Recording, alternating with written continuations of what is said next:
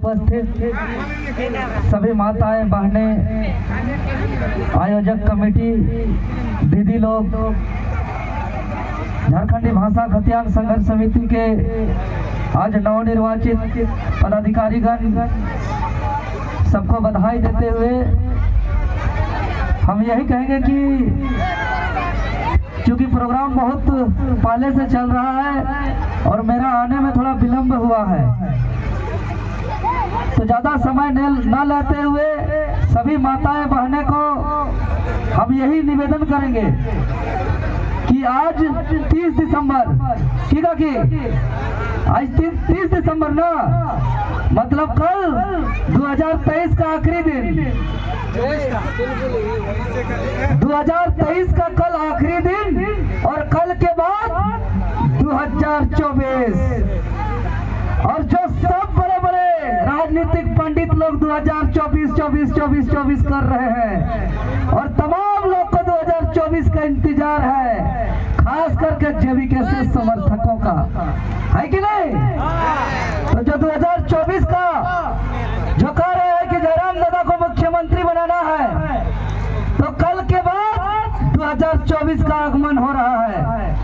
और जो हम लोग का 2023 रहा, 2023 आंदोलन का साल रहा और 2023 एक ऐसा आंदोलन का साल रहा कि झारखंड बनने के 23 साल का इतिहास में अब तक जितना भी सत्ता भोगने वाले कोई भी पार्टी हो, चाहे झारखंड मुक्ति मोर्चा हो, चाहे आजसू पार्टी हो, चाहे भाजपा हो या कांग्रेस हो, 23 साल का इतिहास में ऐसा आंदोलन किसी ने नहीं किया था तो 2023 में जेबीके ने किया है।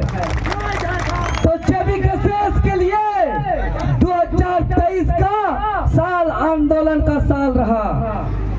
और अगर हम बात करें झारखंड बंद का, तो एक दिन नहीं, लगातार 2 दिन, पूरा का पूरा 48 घंटा।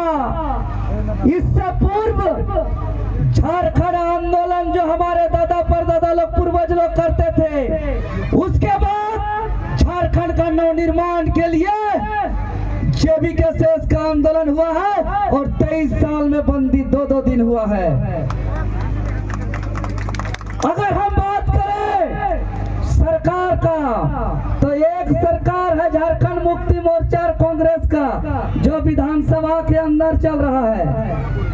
और विधानसभा के अंदर नियम कानून बनाना चाहिए, नीति बनाना चाहिए। क्या काकी लोग, विधानसभा मतलब सत्र के दौरान वहाँ नियम कानून नीति, लेकिन 23 साल का झारखंड में एक भी नीति नहीं बना है, नहीं स्थानीय नीति, नहीं नियोजन नीति, नहीं विस्थापन नीति, नहीं उद्योग नीति।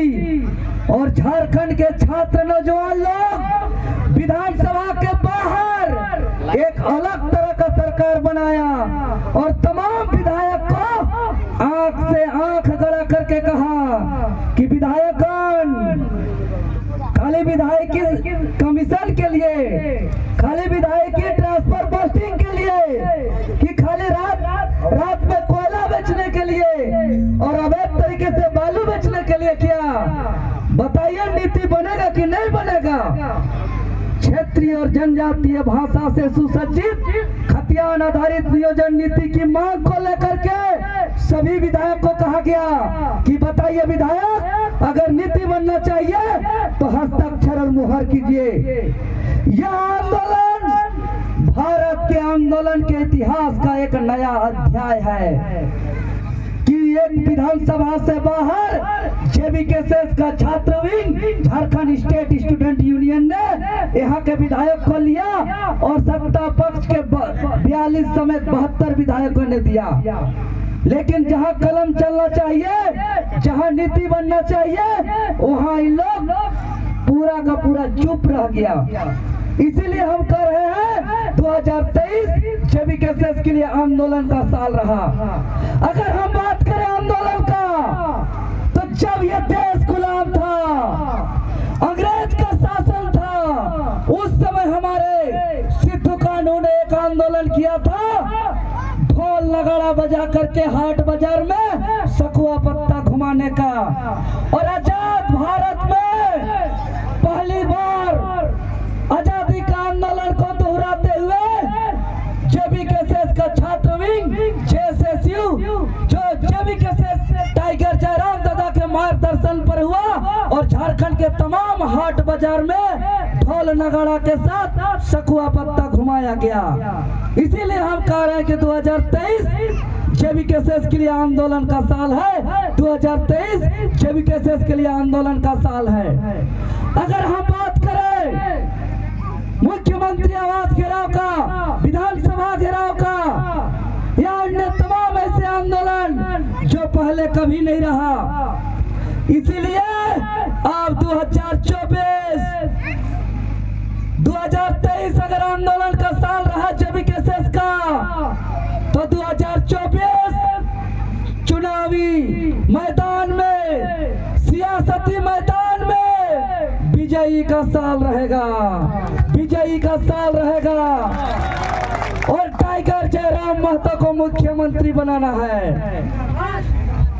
इसीलिए 2024 में यहाँ पे उपस्थित तमाम माताएं बहने को, काकी जेठी दादा नौजवान को और पूर्वी पंचायत के नवनिर्वाचित पदाधिकारी गण से हम कहना चाहते हैं कि एक चुनाव, जो चुनावी मैदान जो 2024 में आने वाला है, चाहे वो चुनाव लोकसभा का हो, चाहे वो चुनाव विधानसभा का हो, जिस प्रकार फुटबॉल का मैदान में, मैच का मैदान में हम लोग टीम बना करके हम लोग खेलते हैं अनुशासन पूर्वक।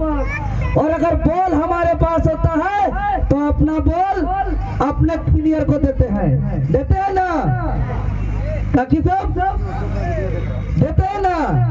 फुटबॉल खेले जाओ ना, तो फुटबॉल खेले या क्रिकेट खेल देखा यहाँ, तो बॉलर वाले अपन खिलाड़ी के न देते, तो उसने पूरा टीम बना के अपन आदमी के मजबूत करते हुए, संगठन के मजबूत करते हुए 2024 में काम करना है। और खिलाड़ी में जैसे 11 खिलाड़ी होते हैं टीम में, कितना खिलाड़ी होते हैं? 11 खिलाड़ी होते हैं और उसमें से एक कप्तान। उसी प्रकार प्रत्येक 11 वोटर जो एक टीम की तरह काम करेंगे और प्रत्येक 11 वोटर में एक कप्तान चुनिए और एक प्रभारी बनाइए और प्रत्येक 11 वोटर को देखने का काम करेगा। ये तैयारी पूर्वी पंचायत से शुरुआत होना चाहिए। साथ ही साथ हम कहना चाहते हैं, अगर झारखंड राज्य के अंदर 24वें साल झारखंड का अगर नीति नहीं बना है, अगर कोई नीति बना सकता है, साथ ही विशेष रूप से हम साथ ही साथ कहेंगे जो आजसू पार्टी के अंधभक्त है, जो कांग्रेस पार्टी के अंधभक्त है, जो भाजपा के अंधभक्त है, जो कांग्रेस के अंधभक्त है, जो जेएमएम के अंधभक्त है, उनसे हम कहना चाहते हैं कि अगर नीति कोई बना सकता है तो झारखंड में ओनली वन जेबीकेएसएस बना सकता है, झारखंडी भाषा खतियान संघर्ष समिति बना सकता है। क्योंकि जितना भी आपका झारखंड में पार्टी है, चाहे हम यहाँ का स्थानीय विधायक की बात करें या बगल में दिल्ली के स्थानीय विधायक की बात करें या मांडू के स्थानीय विधायक की बात करें या पूर्व विधायक की बात करें, कोई ऐसा विधायक नहीं है, कोई ऐसा सांसद नहीं है जिसका अवैध तरीके से कोयला का ढुलाई में जिसका कमीशन नहीं जाता है, जिसका अवैध बालू का खनन में, अवैध बालू का ढुलाई में इन लोग का कमीशन नहीं जाता है। तो बालू का, कोयला का, ट्रांसफर का, पोस्टिंग का कमीशन जाने वाले भाजपा कांग्रेस जेएमएम आजसू के विधायक और पूर्व विधायक नीति नहीं बना सकते हैं। अगर कोई नीति बना सकता है तो only one tiger Jairam Mahato के नेतृत्व में झारखंडी भाषा खतियान संघर्ष समिति बना सकता है। ये एक बात कान खोल के सुन लीजिए, दूसरा कोई नहीं बना सकता है। और झारखंडी भाषा खतियान संघर्ष समिति कोई सत्ता का लालच में नहीं आया है। झारखंडी भाषा खतियान संघर्ष समिति एमएलए एमपी के लालच में नहीं आया है। अगर झारखंडी भाषा खतियान संघर्ष समिति का उदय हुआ है तो इसीलिए उदय हुआ है कि पूरबटी पंचायत के स्कूल के बच्चों को स्कूल में बेहतर शिक्षा नहीं मिल रहा है। गोला के स्थानीय अस्पताल में बेहतर शिक्षा नहीं मिल रहा है। झारखंड में झारखंडियों को पहचान नहीं मिला है। अरे हम कहते हैं सबके जुबान में है, झारखंड में 40% खनिज संपदा है ना? कितना है? 40%। मीडिया बंधु लोग टाइगर जयराम दास सबको याद करा दिए हैं। कितना है? कहाँ का 40%?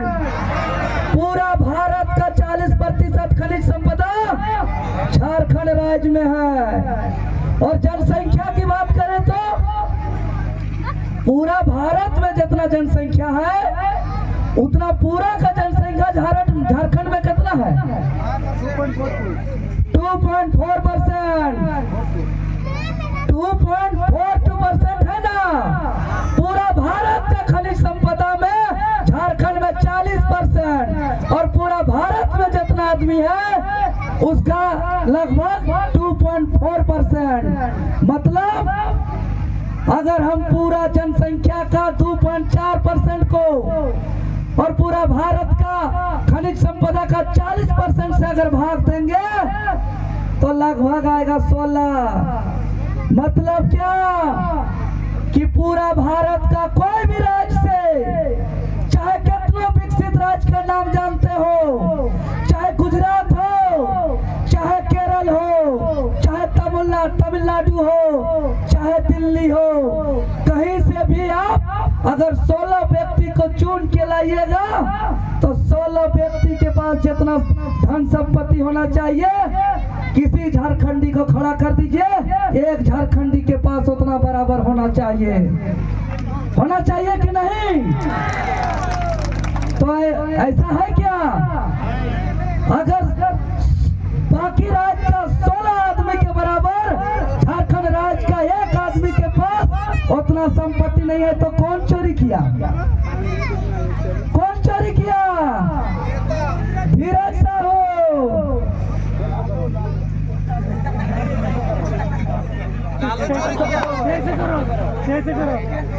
कितना? सुधीर साहू का कितना?